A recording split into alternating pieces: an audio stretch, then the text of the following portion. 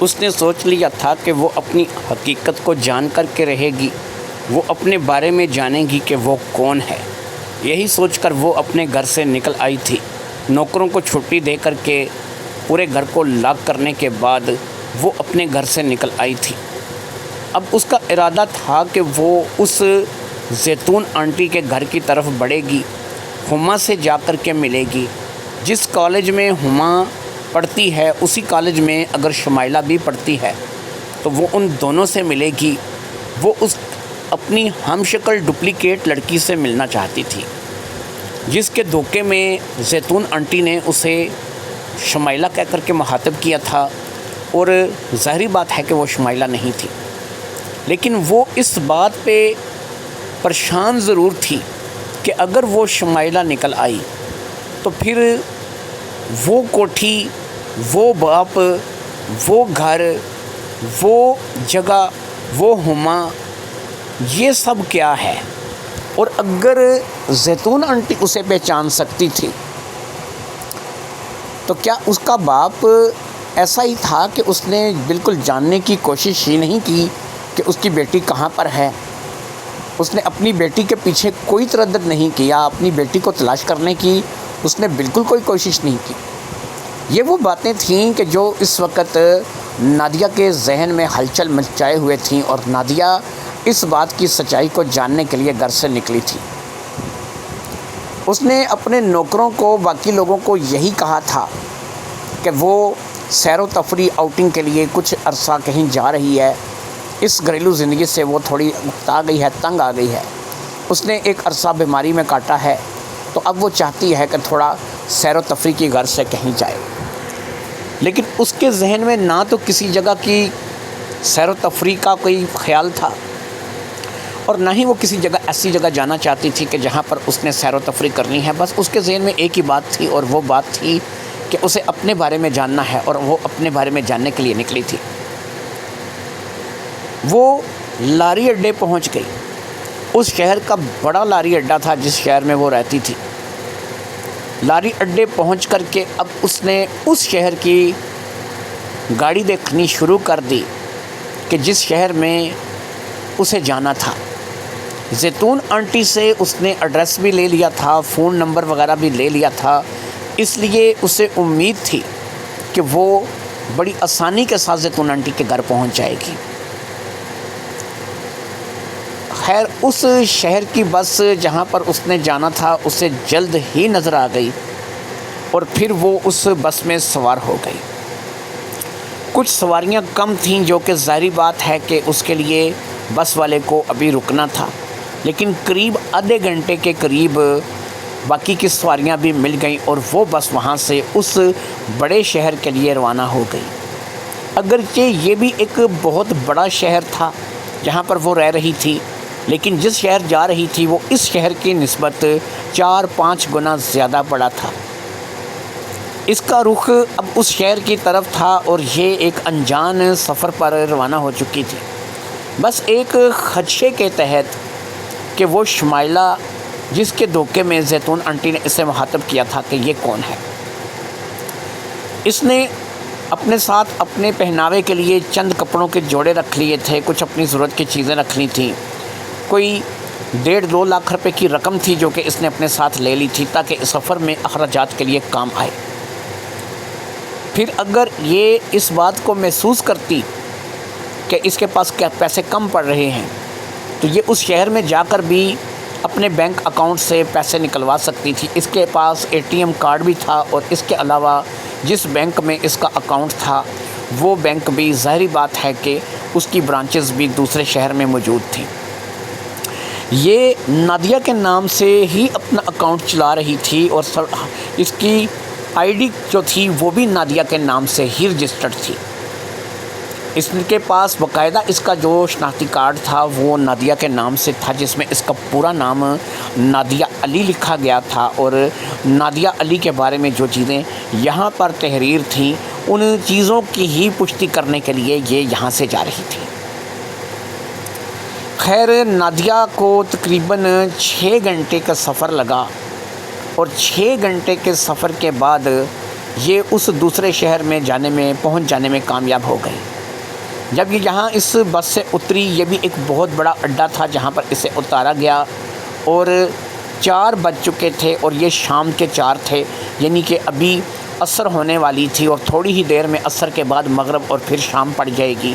اس لیے اب اس نے ایک ہی راستہ اختیار کیا تھا کہ یہ زیتون آنٹی کو کال کر کے اس سے بات کرے اور خود زیتون آنٹی کو کہے کہ وہ اسے آ کر کے لے جائے۔ لیکن اس نے زیتون آنٹی کے دیے ہوئے نمبر پر 3 سے 4 مرتبہ کال کی، لیکن کال دوسری طرف سے اٹینڈ نہیں کی گئی۔ جب دوسری طرف سے کال اٹینڈ نہیں ہوئی تو اب اس نے یہی فیصلہ کیا کہ اسے خود ہی اس ایڈریس پر چلے جانا چاہیے۔ اس نے اپنی ڈائری میں لکھا ہوا وہ پتہ دیکھا اور پھر اس نے ایک ٹیکسی والے کو روکا۔ ٹیکسی والے نے اس سے کہیں جانے کے بارے میں پوچھا تو اس نے اس ایڈریس کے بارے میں بتا دیا اور پھر خود ٹیکسی میں بیٹھ گئی۔ ٹیکسی والا آگے بڑھ گیا، اس نے 800 روپے مانگے تھے۔ اس کا مطلب یہ تھا کہ جگہ زیادہ نزدیک نہیں ہے۔ وہ اسے کافی سڑکوں سے گھما پھرا کر کے لے کے ایک طرف کو بڑھ رہا تھا۔ یہ اس شہر سے انجان تھی، اسے نہیں پتہ تھا کہ یہ کہاں سے جا رہا ہے، کون سے راستے سے جا رہا ہے، لیکن یہاں پر کیونکہ بے شمار آبادی تھی، مارکیٹیں تھیں، دکانیں تھیں، لوگ آ جا رہے تھے، اس لیے اسے اس بات کا فکر نہیں تھا کہ اس کے ساتھ کچھ دھوکہ ہو جائے گا یا شخص اس کے ساتھ کوئی فراڈ کرے گا۔ لہٰذا وہ شخص اسے ایسی مصروف ترین کاروباری جگہوں سے گزارتا ہوا ایک طرف کو لے کے چلا جا رہا تھا، اور پھر وہ ایک بڑے ہی پوش ایریے میں داخل ہو گیا۔ یہ واقعی ہی کوٹھی ایریا تھا جو کہ بہت بڑی بڑی کوٹھیوں پر مشتمل تھا۔ بالکل ویسا ہی ایریا تھا جیسا ایریا یہ چھوڑ کر کے آئی تھی، جہاں پر یہ اپنے شوہر خورشید کے ساتھ رہ رہی تھی اور جہاں پر اس کی کوٹھی تھی۔ یہ یہاں پر آ گئی تھی اور پھر اس شخص نے گاڑی کو ایک بڑی کوٹھی کے سامنے جا کر کے روک دیا۔ اس نے پہچان لیا کہ تصویر میں زیتون آنٹی نے جو کوٹھی اسے دکھائی تھی یہ یہی کوٹھی تھی، اور اس کے ساتھ والی کوٹھی کو بھی اس نے پہچان لیا۔ یعنی اس میں سے ایک کوٹھی تو زیتون آنٹی کی تھی اور دوسری کوٹھی جو تھی وہ شمائلہ کی تھی، یا پھر زیتون آنٹی کے بقول اس کی تھی۔ اب پتہ نہیں کہ یہ شمائلہ کی کوٹھی تھی یا اس کی کوٹھی تھی، لیکن بہرحال اس نے ٹیکسی والے کو پیسے دے کر کے رخصت کیا اور پھر اس نے اس کوٹھی کی بیل بجا دی جس کوٹھی میں زیتون آنٹی کا گھر تھا، یعنی زیتون آنٹی جس کوٹھی میں رہتی تھی۔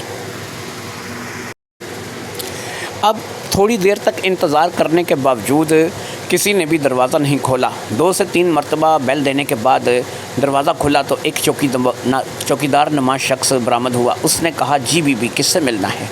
تو اس نے کہا کہ میں نے یہاں پر زیتون آنٹی سے ملنا ہے، ہما سے ملنا ہے، مجھے ہما اور زیتون آنٹی سے ملنا ہے۔ اس نے کہا کہ آپ کو آنے میں تھوڑی دیر ہوئی ہے، زیتون آنٹی یعنی کہ جو مالکن ہیں وہ اور ان کی بیٹی کل ہی یہاں سے چلی گئی ہیں۔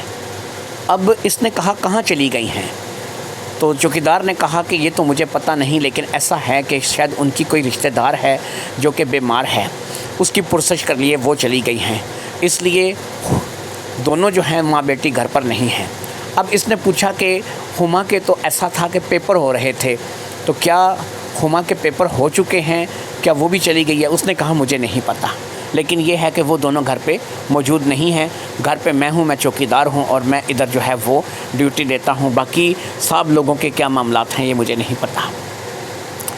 اب ایک خیال کے تحت نادیہ نے کہا اچھا یہ بتاؤ یہ ساتھ والی کوٹھی کس کی ہے، ان کے بارے میں کچھ جانتے ہو؟ اس نے کہا نہیں مجھے نہیں پتہ، آپ خود پتہ کر لو۔ اب اس نے کہا کہ کیوں نہ میں اپنی ہمشکل سے ملتی چلی جاؤں جس کے دھوکے میں زیتون آنٹی مجھے شمائلہ کہہ کر کے مخاطب کر رہی تھی۔ اگر اس کوٹھی کی بیل بجانے پر شمائلہ باہر آئے گی تو ظاہری بات ہے کہ میں سمجھ جاؤں گی کہ میری ہم شکل ہے، اور پھر شمائلہ کو میں بتاؤں گی کہ میں یہاں پر کیوں آئی ہوں اور میرے آنے کی وجہ کیا ہے۔ لہٰذا اس نے اب اس کوٹھی کی بیل بجانی شروع کر دی، اور 3 سے 4 مرتبہ بیل دینے کے بعد وہاں پر بھی ایک چوکیدار نما انسان نے دروازہ کھولا۔ یہ چوکیدار جو ہے ایک دبلا پتلا سا لڑکا تھا جو کہ پنجابی تھا، پٹھان نہیں تھا۔ پہلے والا جو چوکیدار تھا وہ پٹھان تھا۔ اب اس نے کہا جی بی بی، اس نے کہا کہ میں اس گھر کے مکینوں سے ملنا چاہتی ہوں اور تم جو ہے وہ اندر سے کسی کو بلا دو۔ اس نے کہا بی بی جی یہ گھر تو جو ہے یہ پچھلے 7-8 ماہ سے ایسے ہی بند پڑا ہے، یہاں پر صاحب لوگ نہیں رہتے، صاحب لوگ یہاں سے گئے ہوئے ہیں، جب آئیں گے تو آپ کو ملا دیں گے، ابھی وہ ادھر نہیں رہتے۔ اب شمائلہ نے کہا کہ اگر یہ، اب نادیہ نے سوچا کہ اگر یہ میرا ہی چوکیدار ہے تو یہ مجھے پہچان کیوں نہیں رہا، یہ مجھے شمائلہ کیوں کہہ کے مخاطب نہیں کر رہا۔ اس نے کہا اچھا یہ بتاؤ کہ تم کتنے عرصے سے یہاں پر ہو؟ اس نے کہا بی بی جی جب یہ لوگ یہاں سے گئے ہیں نا تو اس کے بعد جو ہے اس کا جو کوٹھی کا مالک ہے اس نے مجھے ادھر چوکیدار رکھا ہے کوٹھی کی حفاظت کے لیے، تو میں اس کے چلے جانے کے بعد ادھر آیا ہوں۔ نادیہ نے سوچا اس کا مطلب ہے کہ یہ مجھے نہیں پہچانتا ہوگا اور کسی اور کو بھی نہیں جانتا ہوگا۔ نادیہ نے کہا اگر میں یہ کہوں کہ یہ کوٹھی میری ہے اور میں اس کوٹھی کی مالکن ہوں اور میں یہاں پر رہتی تھی تو تم کیا کہو گے؟ اس نے کہا آپ کہیں گے تو میں کیا کر سکتا ہوں، میں نے تو نہ ادھر کسی کو دیکھا ہے اور نہ اس کے مالک کو جانتا ہوں، میں نے تو مالک کی شکل بھی نہیں دیکھی، میں آپ کو کیسے جانوں گا۔ نادیہ نے کہا چلو اچھی بات ہے۔ اب وہ آگے بڑھ گئی۔ اب نادیہ سوچنے لگی کہ یہاں پر خالی زیتون آنٹی کی یا پھر میری ہی کوٹھی تو نہیں ہے، اور لوگ بھی ہیں، مجھے اور کوٹھیوں میں جا کر کے بھی پتہ کرنا چاہیے۔ لیکن اسے اس بات کا علم تھا کہ یہ جو کوٹھی ایریے ہوتے ہیں، جو رچ فیملیز ہوتی ہیں، یہ زیادہ تر اپنے کام سے کام رکھنے والے لوگ ہوتے ہیں۔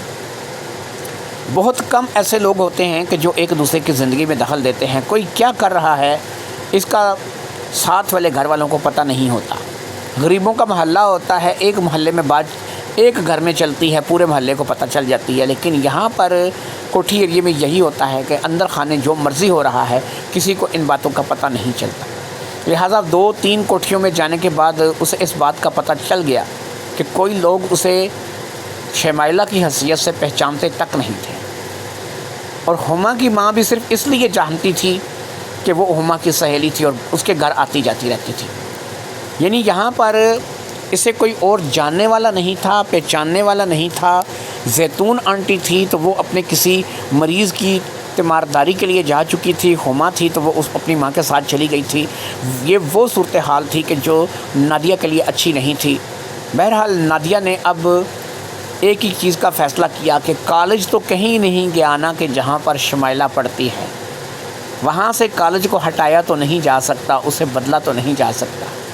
لہٰذا اب اس نے یہی فیصلہ کیا تھا کہ جس کالج میں شمائلہ اور ہما دونوں پڑھتی ہیں اس کالج میں جا کر کے پتہ کیا جائے۔ ویسے تو اسے پتہ تھا کہ جب کالج کے امتحانات ہو جاتے ہیں تو زیادہ تر ہاسٹل میں رہنے والی لڑکیاں بھی اپنے گھروں کو چلی جاتی ہیں، کچھ عرصے کے لیے کالج سے چھٹیاں ہو جاتی ہیں، لیکن چھٹیاں ہو جانے کے باوجود بھی کالج کا کچھ نہ کچھ عملہ وہاں پر ضرور رہتا ہے کہ جو وہاں کے اسٹوڈنٹس کو پہچانتا ہوتا ہے۔ اس لیے اس سے یقین تھا کہ جب یہ اس کالج میں جائے گی تو شمائلہ کی حیثیت سے یا پھر ہما کی دوست کی حیثیت سے لوگ اسے پہچان لیں گے۔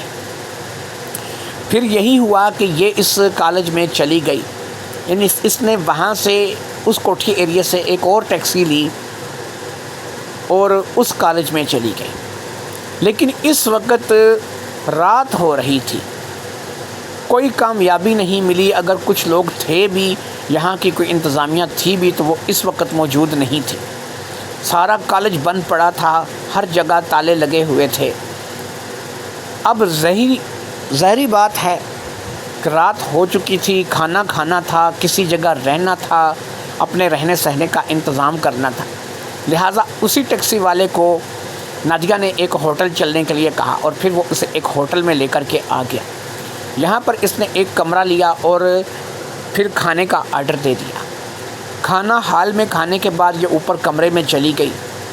یہ یہی سوچ رہی تھی کہ یہ کیا کرے گی، کس سے ملے گی، کیسے ملے گی، کیا کرے۔ خیر جیسے تیسے آنکھوں میں رات گزر گئی۔ نئی جگہ تھی، ہوٹل تھا، اسے نیند نہیں آ رہی تھی، کسی بھی چیز کا اسے احساس نہیں ہو رہا تھا۔ اگلے روز صبح ہی اس نے ہوٹل سے چیک آؤٹ کیا اور پھر یہ دوبارہ کالج کی طرف بڑھ گئی۔ اس نے ایک دفعہ پھر اس نمبر پر ٹرائی کی جو کہ زیتون آنٹی نے اسے دیا تھا، لیکن وہاں سے کسی نے نمبر اٹینڈ نہیں کیا تھا۔ لہٰذا زیتون آنٹی کا نمبر مسلسل بیل تو جا رہی تھی لیکن کوئی اٹھا نہیں رہا تھا۔ یہ کالج میں آ گئی اور کالج میں آ کر کے اس نے یہاں پر دیکھا اس وقت باقاعدہ ایک چھوٹا گیٹ کھلا ہوا تھا جس سے اندر کالج میں داخل ہوا جا سکتا تھا۔ یہ چھوٹے گیٹ کے ذریعے سے کالج کے اندر داخل ہو گئی اور پھر اندازے سے ہی چلتی چلتی ایک آفس کی طرف بڑھ گئی۔ جب یہ اس آفس میں داخل ہوئی تو وہاں پر ایک خاتون کو اس نے دیکھا جو کہ کرسی پر براجمان تھی۔ اس نے آنکھوں پر نظر کی اینک لگا رکھی تھی اور اس نے اپنے آپ کو اچھے طریقے سے ایک شال سے لپیٹ رکھا تھا۔ اس کی شخصیت واقعہ ہی کسی ٹیچر جیسی تھی، وہ ایک جاذب نظر شخصیت کی مالک تھی۔ اس نے اسے دیکھا اور پھر اس کے ہونٹوں پر ہلکی سی مسکراہٹ آئی۔ اس نے کہا، شمائلہ تم یہاں کالج میں، آؤ بیٹھو۔ یہ بیٹھ گئی۔ اس نے کہا، آپ مجھے جانتی ہیں؟ اس نے کہا، کیا بیوقوفوں جیسی بات کر رہی ہو؟ تم یہاں اس کالج کی اسٹوڈنٹ رہی ہو تو تمہیں ہم لوگ کیسے نہیں جانیں گے؟ لیکن میں حیران ہوں اس بات پر کہ تمہیں اس بات کا اچھے طریقے سے پتہ تھا کہ امتحان سر پر ہیں، تم ایسی غائب ہوئی کہ نہ کچھ بتایا، نہ کسی سے کوئی بات کی، نہ کسی کو کوئی اطلاع دی، اور قریب جہاں تک مجھے اندازہ ہے 7-8 مہینے کے بعد تم شکل دکھا رہی ہو۔ اب شمائلہ کو سمجھ آ گیا کہ 7-8 مہینے سے وہ یہاں اس کالج میں نہیں آئی ہے، یعنی شمائلہ اس کالج میں نہیں آئی ہے، اور اتنا ہی عرصہ تو نادیہ کو ہو گیا تھا، حادثہ ہوئے ہیں۔ اس نے کہا کہ میڈم، میں آپ سے کچھ پوچھنا چاہتی ہوں، میں کچھ سوال کرنا چاہتی ہوں، میں آپ سے کچھ جاننا چاہتی ہوں۔ آپ مجھے کتنا جانتی ہیں؟ میں یہاں پر پڑھی ہوں یا اس کالج میں رہی ہوں، تو آپ مجھے کتنا جانتی ہیں؟ اس نے کہا، ظاہری بات ہے، میں تمہیں نہیں جانوں گی تو اور کون جانے گا؟ تم میرے پاس ہسٹری پڑھتی رہی ہو اور میں تمہاری ٹیچر ہوں، کیا تم مجھے نہیں پہچانتی؟ اب اسے تسلی ہو گئی کہ یہ میری ہسٹری کی ٹیچر ہے یا پھر شمائلہ کی ہسٹری کی ٹیچر ہے، کیونکہ وہ ابھی تک یہ فیصلہ نہیں کر پا رہی تھی کہ وہ شمائلہ ہے یا پھر وہ نادیہ ہے۔ اب اس نے کہا کہ سنیے، میں آپ کو ایک چھوٹی سی کہانی سناتی ہوں جو کہ بالکل سچائی پر مشتمل ہے۔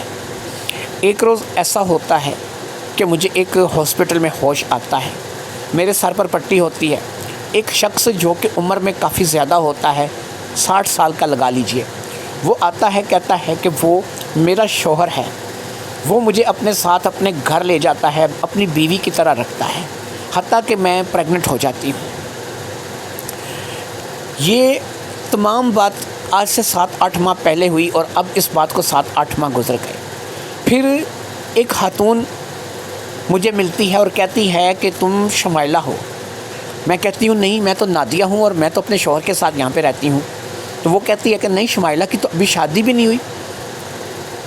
وہ مجھے اپنے گھر کا ایڈریس دیتی ہے، وہ مجھے بتاتی ہے کہ میں اس کی بیٹی ہما کی دوست ہوں۔ وہ مجھے اپنے گھر کا پتہ دے کے، سب کچھ دے کے، فون نمبر لے کے چلی آتی ہے۔ پھر میرا شوہر یعنی نادیہ کا شوہر 1 مہینے کی ٹرپ پر بیرون ملک چلا جاتا ہے۔ نادیہ کے ذہن میں شک کا بیج ہے، وہ چاہتی ہے کہ وہ اپنی اصلیت جانے، وہ جانے کہ وہ کون ہے، وہ شمائلہ ہے یا نادیہ ہے۔ وہ اس شہر چلی آتی ہے جہاں پر زیتون آنٹی کا گھر ہے، جہاں پر زیتون آنٹی رہتی ہے، جہاں پر ہما رہتی ہے۔ وہ وہاں پر آتی ہے تو اسے پتہ چلتا ہے کہ زیتون آنٹی وہاں پر موجود نہیں ہے، وہ اپنے کسی عزیز کی تیمارداری کے لیے اپنی بیٹی کے ساتھ گئی ہے۔ پھر اس کے پاس اب دوسرا چارہ یہی ہے کہ وہ اپنے کالج جائے یا پھر شمائلہ کے کالج جائے اور وہاں سے پتہ کرے کہ کیا شمائلہ یا نادیہ ایک ہی ہے یا پھر یہ 2 شخصیت ہیں۔ اب میں آپ کے سامنے بیٹھی ہوں، میں نادیہ یا پھر شمائلہ، میرے بارے میں آپ کیا بتا سکتی ہیں؟ ہسٹری کی ٹیچر جس کا نام ناہید تھا، اس نے کہا کہ سنو شمائلہ، تمہارے ساتھ کوئی بہت بڑی گیم ہوئی ہے۔ میں اتنا جانتی ہوں کہ تم شمائلہ ہو، تمہاری ایک نہیں انیک یادیں ہیں جو کہ یہاں اس کالج کے ساتھ وابستہ ہیں۔ اس کالج میں کم از کم تمہیں پہچاننے والے 100 سے 150 لوگ ہوں گے، جن میں اسٹوڈنٹ بھی ہیں اور جن میں ٹیچر بھی ہیں اور جن میں اس کالج کے عملے کے لوگ بھی ہیں۔ وہ کنٹین کے لوگ بھی ہیں کہ جہاں پر تم بیٹھ کر کے کھایا پیا کرتی تھی۔ یہ سچ ہے کہ تم ایک امیر گھر سے تعلق رکھتی ہو، تم ایک کھاتے پیتے گھر کی لڑکی ہو اور تمہارا تعلق جو ہے وہ ایک کھاتے پیتے گھر سے ہے۔ تم یہاں پر اس کالج میں پڑھتی ہو، تم اس کالج کی اسٹوڈنٹ ہو، 8 مہینے زیادہ سے زیادہ لگا لو کہ اتنا ہی ہوا ہے، اور جیسا کہ تم نے بتایا کہ تمہارے حادثے کو بھی تقریباً اتنا ہی ٹائم ہوا ہے، تو ایک بات میرے ذہن میں آتی ہے، تمہارے ساتھ حادثہ ہوتا ہے اور تم اپنی یادداشت کھو جاتی ہو، اس کا فائدہ اٹھاتے ہوئے کوئی شخص تم پر بیوی اور تمہارے شوہر ہونے کا دعویٰ کر دیتا ہے، پھر وہ شخص تمہیں اپنے گھر لے جاتا ہے، اپنی کوٹھی میں رکھتا ہے اور تمہیں ایک الگ شہر میں رکھتا ہے تاکہ تمہیں بالکل محسوس نہ ہو کہ تم کون ہو، کہاں سے آئی ہو۔ اگر تمہیں زیتون آنٹی نہ ملتی تو تم کبھی بھی اپنے بارے میں جان نہ سکتی۔ یہ تو اتفاقی ملاقات جو کہ تمہاری زیتون آنٹی سے ہوئی، اور زیتون آنٹی نے تمہیں یہ بتایا کہ تم نادیہ نہیں شمائلہ ہو، ورنہ تم کبھی بھی زندگی میں دوسرے شہر میں جا کر ایک الگ تھلگ جگہ پر رہ کر کے، ایک الگ ماحول میں رہ کر کے کبھی بھی اس بات کو جان نہیں سکتی کہ تم شمائلہ ہو یا کہ پھر تم نادیہ ہو۔ میں 100% گارنٹی کے ساتھ یہ بات کہتی ہوں کہ تم شمائلہ ہو، اور سب سے بڑی بات یہ ہے کہ یہاں پر تمہیں بہت سے لوگ پہچانتے ہیں۔ ایک چیز میں تمہیں یہاں اور بتا دوں، ہم لوگ جب یہاں کسی کو اپنے اس کالج میں داخل کرتے ہیں، یہاں پر رکھتے ہیں، تو اس کی اور بہت سی چیزوں کے ساتھ ساتھ اس کے فنگر پرنٹس بھی لیے جاتے ہیں، کیونکہ ہمارے کالج کا جو ریکارڈ ہے، ہمارے کالج کا جو ڈیٹا ہے، اس میں وہ شخص ہمیشہ کے لیے رہے، اور وہ جہاں بھی چلا جائے، دنیا کے جس کونے میں بھی چلا جائے، وہ ہمارے کالج کے نام سے یاد کیا جائے، کیونکہ اس کا ڈیٹا، اس کے فنگر پرنٹس ہمارے پاس ہوتے ہیں۔ تمہارے دونوں ہاتھوں کی چھاپ ہمارے پاس کمپیوٹر روم میں موجود ہے، جو اس بات کو ثابت کرے گی کہ تم شمائلہ ہو اور تم نادیہ نہیں ہو، اور تمہارے ساتھ نادیہ بن کے جو کچھ بھی ہو رہا ہے یا جیسا بھی تم نے مجھے بتایا ہے، یہ ایک بہت بڑا چکر ہے کہ جس میں تم الجھ کر کے رہ گئی ہو۔ تم اسی وقت میرے ساتھ کمپیوٹر روم میں چلو، کمپیوٹر روم کا انچارج یہیں پر ہے، فیصل بھی تمہیں جانتا ہے جو کہ کمپیوٹر روم کا انچارج ہے، اور وہ بھی بتائے گا کہ تم شمائلہ ہو، تم نادیہ نہیں ہو۔ تمہیں نادیہ ثابت کرنے کی کوشش کی جا رہی ہے، اور جو بھی کوشش کی جا رہی ہے اس کے تو بارے میں ہم بعد میں بات کریں گے یا بعد میں سوچیں گے، لیکن اس سے پہلے میں ثابت کرتی ہوں کہ تم شمائلہ ہو۔ آؤ میرے ساتھ، میں تمہیں تمہارے فنگر پرنٹس میچ کر کے بتاتی ہوں۔ مس ناہید اٹھی اور نادیہ بھی ان کے ساتھ چلی گئی۔ تھوڑی ہی دیر میں وہ ایک ایسی جگہ پر پہنچ گئی کہ جہاں پر کمپیوٹر روم کے نام کی ایک تختی لگی ہوئی تھی۔ وہاں پر ایک لڑکا تھا جس نے نظر کا چشمہ لگا رکھا تھا، اور دبلا پتلا سا لمبا سا لڑکا تھا، لیکن اتنا بھی لڑکا نہیں تھا، کم از کم وہ 30 سے 35 سال کے درمیان رہا ہوگا۔ اس نے بھی شمائلہ کو دیکھا، اس کے چہرے پر مسکراہٹ آئی۔ اس نے کہا، شمائلہ تم واپس آ گئی ہو، کہاں چلی گئی تھی اچانک؟ اب شمائلہ کو اس بات کا یقین ہو گیا کہ وہ شمائلہ ہی ہے، نادیہ نہیں ہے، لیکن ابھی وہ اپنے بارے میں جاننا چاہتی تھی۔ وہ یہ بھی سوچ رہی تھی کہ شاید میرے ساتھ ملتی جلتی شکل والی لڑکی یا پھر میری کوئی ہم شکل ہو، جس کے دھوکے میں یہ مجھے نادیہ کو شمائلہ بنا رہے ہیں، لیکن اسے پتہ تھا کہ فنگر پرنٹس ایک ایسی حقیقت ہے کہ جو سارا پول کھول کر کے رکھ دے گی۔ مس ناہید اسے اپنے ساتھ لے کر کے آ گئی تھی، اور فیصل کو بھی انہوں نے اپنے پیچھے آنے کا اشارہ کیا تھا۔ اب وہ فیصل کو کہنے لگیں کہ اس لڑکی کے فنگر پرنٹس چیک کرو، میں یہ جاننا چاہتی ہوں کہ یہ لڑکی شمائلہ ہے یا نہیں ہے۔ فیصل نے یوں ہونکوں کی طرح میڈم ناہید کی طرف دیکھا کہ جیسے وہ ان کی صحت پر یا ان کے ذہنی توازن پر شک کر رہا ہو۔ اس نے کہا، اس میں دیکھنے کی کیا بات ہے، یہ شمائلہ ہے، ہم جانتے ہیں۔ اس نے کہا، میں جیسا کہہ رہی ہوں فیصل ویسا کرو، یہ بات بڑی امپورٹنٹ ہے، اور اس امپورٹنٹ بات کو جو ہے وہ ہونا چاہیے۔ اب اس نے کہا، ٹھیک ہے، میں کر لیتا ہوں۔ اس نے دونوں ہاتھ جو ہے وہ ایک جگہ پر رکھنے کے لیے شمائلہ کو بولا، اور پھر اس نے کمپیوٹر کو آن کر کے اس کی سکریننگ کرنے لگا۔ دونوں ہاتھوں کی سکیننگ ہوئی، اور پھر وہاں پر باقاعدہ جو ہے وہ کافی ساری لڑکیوں کے چہرے ابھرنے لگے، ان کے ہاتھوں کے نشان ابھرنے لگے۔ تھوڑی دیر تک خود کار طریقے سے کمپیوٹر اس چیز کو کرتا رہا، اور بعد میں جو ہے وہ دونوں ہاتھوں کے نشان جو ہیں وہ میچ لکھا ہوا آ گیا۔ وہاں پہ گرین رنگ میں، یعنی کہ سبز رنگ میں میچ لکھا ہوا تھا، اور ساتھ ہی اس کے نیچے لکھا ہوا تھا کہ شمائلہ، یعنی یہ شمائلہ ہی تھی۔ اب ناہید نے کہا، شمائلہ تم شمائلہ ہو، یہ تو ثابت ہو چکا ہے، اب میرے ساتھ آؤ اور باقی کی بات جو ہے وہ دفتر میں بیٹھ کر کے کرتے ہیں۔ فیصل کو وہیں چھوڑ کر کے وہ لوگ دوبارہ دفتر میں آ گئے، اور پھر اب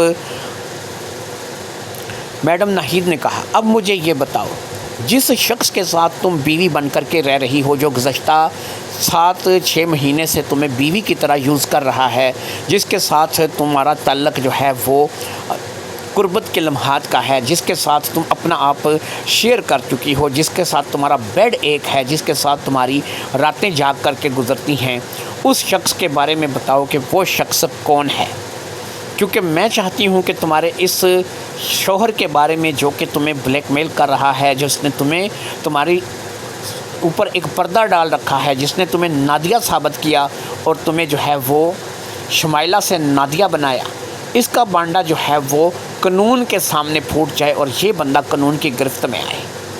لیکن اس سے پہلے ایک بات یاد رکھو، تمہارے ابو کہاں ہیں؟ کیا تمہارے ابو کو اس بات کا پتہ نہیں کہ 7-8 مہینے سے ان کی بیٹی لاپتہ ہے؟ کوئی پولیس میں رپورٹ، تمہارے بارے میں کوئی جانچ پڑتال، ایسا کیوں نہیں ہوا؟ کیا تمہارے ابو تمہیں ڈھونڈنے کی کوشش نہیں کر رہے؟ کیونکہ ظاہری بات ہے کہ جس کی بیٹی 7-8 مہینے سے نہیں ملی، اس کو تو بیٹی کے پیچھے پریشان ہو جانا چاہیے، پاگل ہو جانا چاہیے۔ اب شمائلہ نے کہا، دیکھیے میڈم، مجھے اس بات کا تو پتہ نہیں کہ میرے ابو مجھے تلاش کرنے کی کوشش کیوں نہیں کر رہے، لیکن میں کوٹھی گئی تھی تو وہاں پر بتایا گیا کہ میں 7-8 مہینے سے یہ کوٹھی خالی پڑی ہے اور یہاں جو رہتے تھے وہ 7-8 مہینے سے چلے گئے ہیں، چوکیدار بھی بالکل نیا رکھا ہے، وہ مجھے پہچانتا ہی نہیں ہے۔ ناہید نے کہا، دیکھو لڑکی، بات ایسی ہے کہ شاید میں کروں تو تمہیں بڑا برا لگے، کہیں ایسا تو نہیں کہ تمہارا باپ ہی تمہارا شوہر بن بیٹھا ہو؟ شمائلہ نے کہا، نہیں ٹیچر، نہیں میڈم، ایسا کیسے ہو سکتا ہے؟ کوئی باپ اپنی بیٹی کا شوہر بھلا کیوں بنے گا؟ ہو سکتا ہے کہ میرے ابو کسی مصیبت میں ہوں، یا پھر انہیں پتہ ہی نہ ہو کہ میں زندہ ہوں یا نہ، یا ان کے سامنے ایسا کہا گیا ہو کہ میں اب اس دنیا میں نہیں رہی، یا میں اس حادثے میں انتقال کر گئی ہوں، کوئی ایسی چیز کہ جس کی خبر میرے باپ کو نہ ہو، اسے پتہ ہی نہ ہو کہ میں زندہ بھی ہوں یا نہیں۔ آپ ایسے میرے باپ کے بارے میں کیسے بات کر سکتی ہیں؟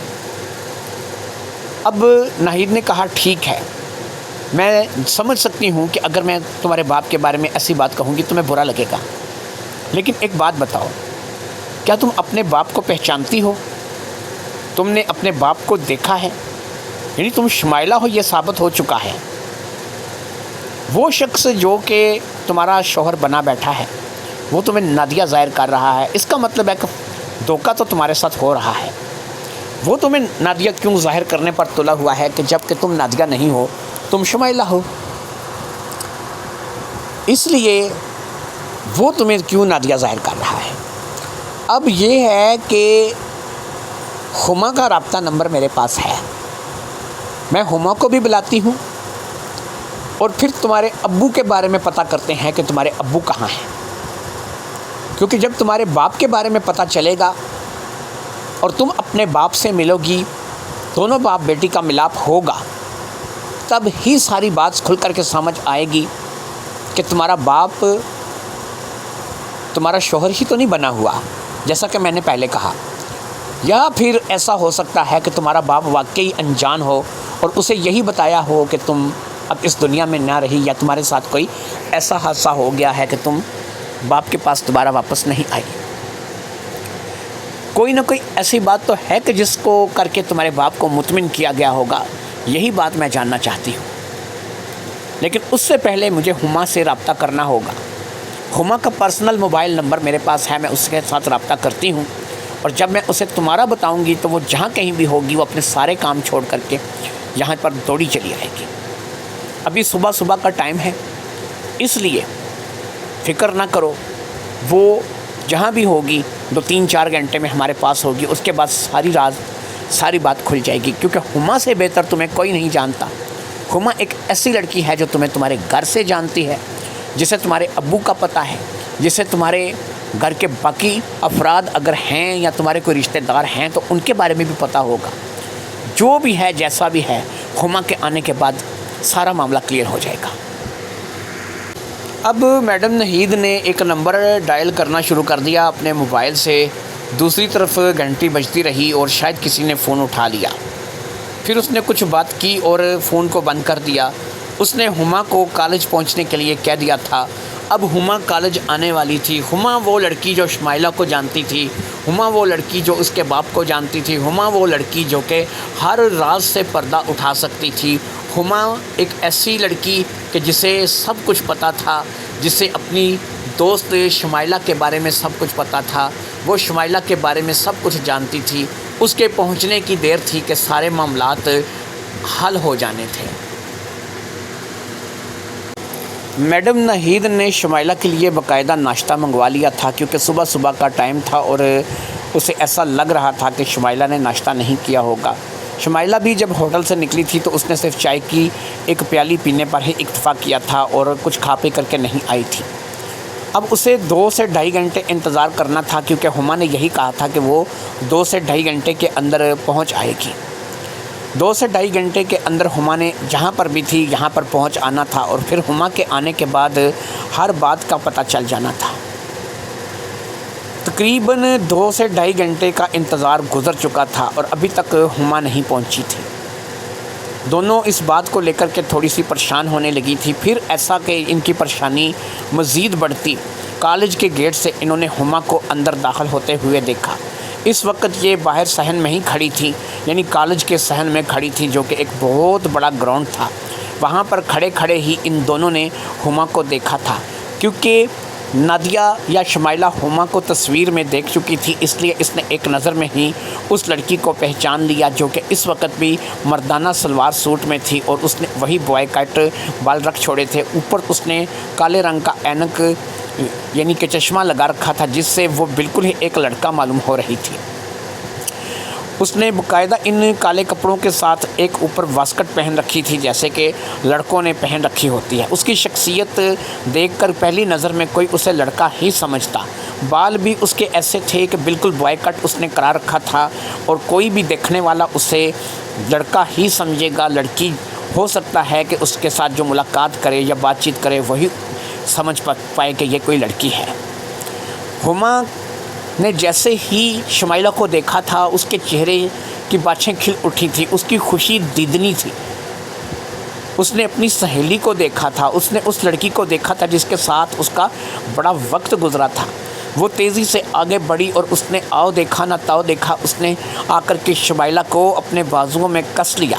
وہ شمائلہ سے اس قدر والہانہ انداز میں مل رہی تھی کہ میڈم ناہید بھی پریشان تھی، لیکن اس کے چہرے پر ہلکی سی خوشی کے آثار بھی تھے، کیونکہ وہ جانتی تھی کہ یہ دونوں آپس میں ایک دوسرے سے بے انتہا محبت کرتی ہیں۔ اس ملاپ کے بعد اب کوئی بات ہوتی، پہلے ہی میڈم نے ان کو آفس میں چلنے کے لیے کہا۔ شمائلہ نے ابھی تک ایک لفظ بھی نہیں کہا تھا، اور شمائلہ صرف جو ہے وہ اپنی اس سہیلی کو دیکھ رہی تھی کہ جو اسے اس قدر والہانہ انداز میں ملی تھی۔ آج پہلی بار میں شمائلہ کو یہ احساس ہوا تھا کہ سچی محبت یا سچی لگن کس کو کہتے ہیں۔ یہ لڑکی واقعی شمائلہ کی سہیلی تھی اور اسے بہت زیادہ پسند کرتی تھی، لہٰذا اب اس نے اپنی سہیلی سے ملاقات تو کر لی تھی۔ اب دونوں ٹیچر کے کمرے میں آ کر کے یعنی اسی آفس میں آ کر کے بیٹھ گئی تھیں۔ اب جو بات شمائلہ نے بتائی تھی وہ بات ٹیچر ناہید نے اب ہما کے ساتھ کرنی شروع کی۔ ساری بات بتائی۔ 7-8 مہینے سے ایک دوسرے شہر میں ایک دوسری کوٹھی میں اپنے شوہر کے ساتھ رہنا، جو کہ ایک بوڑھا ہے 60 سال کا، جو کہ اس کے ساتھ شوہر کی طرح رہ رہا ہے، اور وہ کہتا ہے کہ تم میری بیوی ہو، تمہارا نام نادیہ ہے، اور اس نے اس کو نکاح نامہ دکھایا ہے، اس نے اس کو تصویروں کا البم دکھایا ہے، شادی کی ویڈیو کے کچھ کلپ دکھائے ہیں کہ جس سے یہ ثابت ہوتا ہے کہ یہ بیوی ہے، اور انہی باتوں کو اس نے اس پہ اعتبار کر لیا۔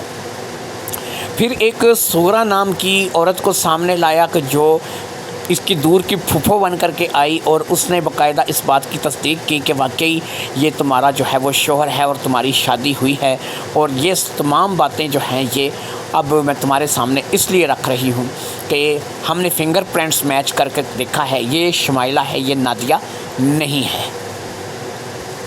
اب ہما نے کہا کہ میڈم آپ کو یہ بتانے کی ضرورت ہی نہیں ہے کہ یہ شمائلہ ہے، یہ نادیہ نہیں ہے، کیونکہ میں نادیہ یا شمائلہ کو لاکھوں میں پہچان سکتی ہوں، ایک بڑے مجمع میں اسے کھڑا کر دیں اور ساری اس کی جیسی شکل والی لڑکیاں کھڑی کر دیں، میں اس میں سے بھی اسے نکال لاؤں گی۔ اس لیے یہ شمائلہ ہے، میری دوست ہے، میری جگر ہے، یہ کوئی نادیہ وادیہ نہیں ہے۔ باقی جو اس کے ساتھ ہوا ہے اس کو ہم کہیں گے کہ کوئی بہت بڑا فراڈ ہوا ہے۔ اب ہما نے کہا، دیکھو شمائلہ، اب میں جو بات تم سے کرنے جا رہی ہوں یہ بات میں جانتی ہوں، کیونکہ یہ بات تم نے مجھے بتائی ہے، لیکن شاید اس بات کا تمہیں پتہ نہیں ہے۔ اس لیے پتہ نہیں ہے کہ تم اپنی یادداشت کھو چکی ہو۔ میں صرف اتنا جانتی ہوں کہ تم اپنا آپ بھول چکی ہو، اپنی یادداشت بھول چکی ہو، لیکن جو تم نے مجھے بتایا ہے میں آج تمہیں وہ بتانے جا رہی ہوں۔ تو سنو، میں جو میں تمہیں کہوں گی اس بات کو تم بھی سنو اور میڈم آپ بھی سنو۔ یہ میری بہت اچھی دوست ہے، ہم دونوں جیسا کہ اسی کالج میں پڑھتی تھی، ایک دوسرے کے گھر آتی جاتی تھی، ایک دوسرے کے ساتھ بہت زیادہ وقت گزارتی تھی۔ ایسے میں مجھے ایک روز شمائلہ بتانے لگی کہ ہما، میرے ابو جب مجھے چھوتے ہیں نا تو ان کا چھونا کچھ عجیب سا ہے۔ میں نے کہا کیسا عجیب سا؟ کہنے لگی کہ نہیں، مجھے نا کوئی ایسا لگتا ہے کہ جیسے ایک مرد عورت کو ٹچ کرتا ہے، ایسا ٹچ ہے۔ وہ باپ بیٹی والا پیار نہیں ہے، وہ باپ والا ٹچ نہیں ہے۔ میں نے اسے کہا کہ باپ ہو، ماں ہو، بڑا بھائی ہو یا بڑی بہن ہو، ان کے یہ رشتے ایسے ہیں کہ جن کے بارے میں ایسی سوچنا بھی گناہ ہوتا ہے، ایسی سوچ سوچی نہیں جاتی۔ میڈم، میں ان کے گھر میں خود بھی جاتی رہی ہوں اور اس سے ملنے کے لیے جاتی رہی ہوں، اس کے ابو سے میرا کئی بار سامنا ہوا ہے۔ ان کی آنکھوں میں مجھے اپنے لیے بھی کچھ ایسا دکھائی دیتا تھا کہ میں اگنور کرتی تھی۔ میں کہتی تھی کہ چلو کوئی نہیں ہے، میرے سہیلی کے ابو ہیں، لیکن ان کا مجھے دیکھنا کچھ اچھا نہیں لگتا تھا۔ پھر ایسا ہوا کہ ایک برسات کی رات تھی، قریب آدھی رات کا وقت تھا۔ اس نے مجھے کال کیا، یہ کچھ گھبرائی ہوئی سی تھی، مجھ سے بات کرنا چاہتی تھی، لیکن پھر ایک دم سے کال کٹ گئی۔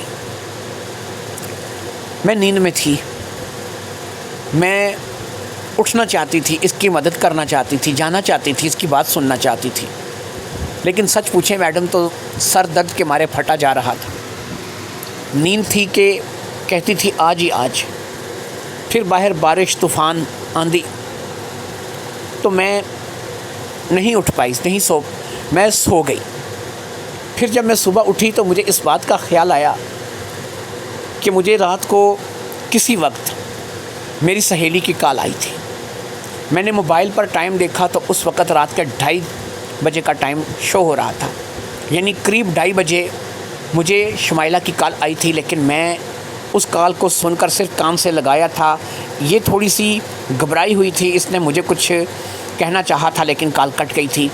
اب میں اٹھی اور پھر اٹھ کر کے میں ساتھ والی کوٹھی میں گئی، یعنی اس سے ملنے کے لیے، لیکن وہاں کے چوکیدار نے مجھے بتایا کہ یہ یہاں پر نہیں ہے، یہ رات میں ہی کسی جگہ نکل گئے ہیں۔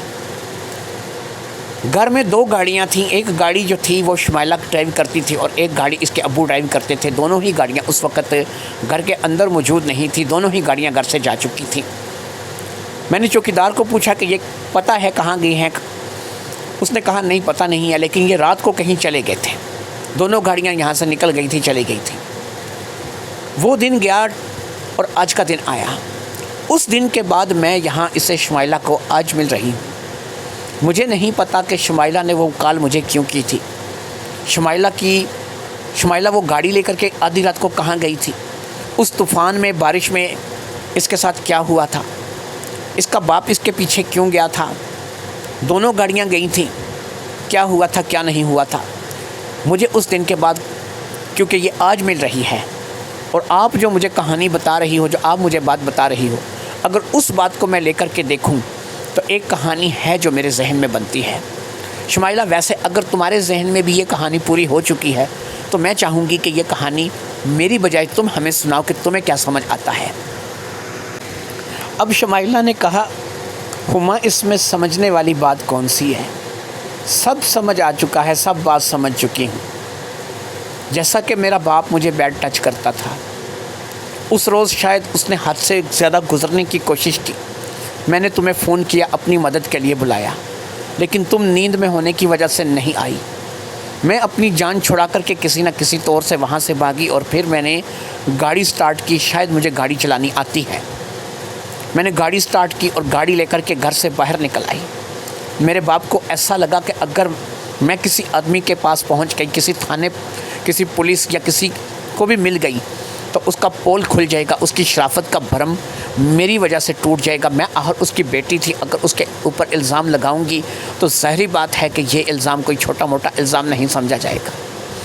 اس بات کو لے کر کے وہ بھی میرے پیچھے آیا۔ شاید وہ طوفانی رات تھی، بارش تھی، میری گاڑی کو حادثہ پیش آیا اور میں اپنا آپ کھو بیٹھی۔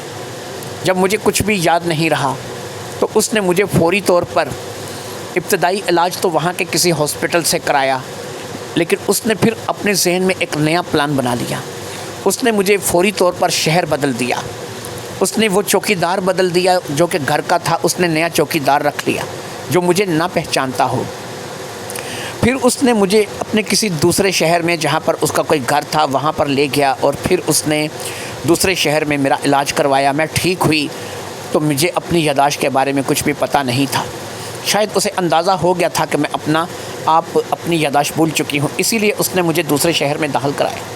وہاں سے اس نے مجھے اپنی بیوی کے طور پر ظاہر کیا اور اپنے ساتھ لے گیا، اور پھر اس نے میرے ساتھ خوب میاں بیوی والا کھیل کھیلا۔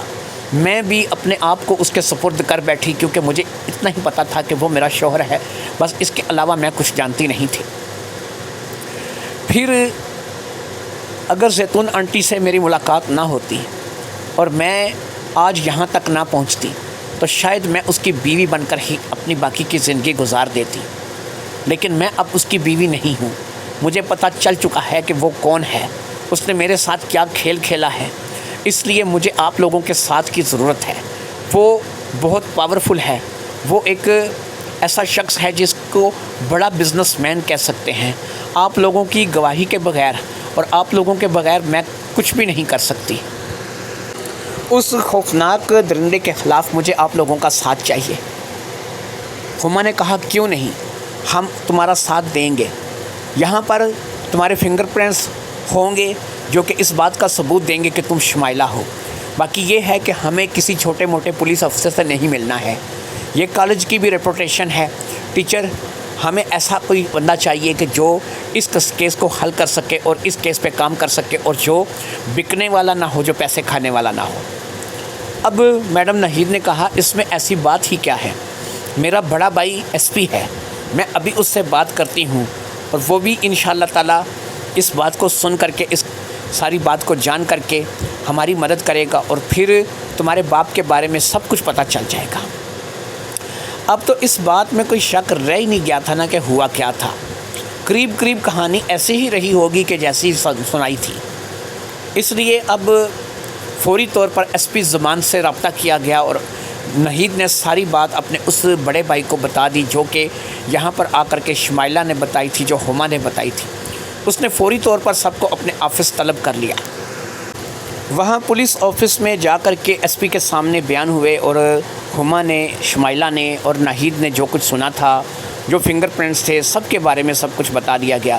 سب کچھ جاننے کے بعد ایس پی زمان نے کہا کہ آپ لوگ فکر مت کریں، وہ ٹور پر بیرون ملک گیا ہوا ہے، اسے اس بات کی خبر نہ ہونے دیں کہ کچھ ہوا ہے، بلکہ میں ایسا کہوں گا کہ شمائلہ جا کر کے اسی گھر میں رہے جس گھر سے یہ آئی ہے، بالکل اسے اس بات کا شک نہ ہو، یہ اپنے ملازموں کو بھی واپس بلا لے اور بالکل ویسی ہی زندگی گزارے جیسے کہ یہ وہاں گزار رہی تھی۔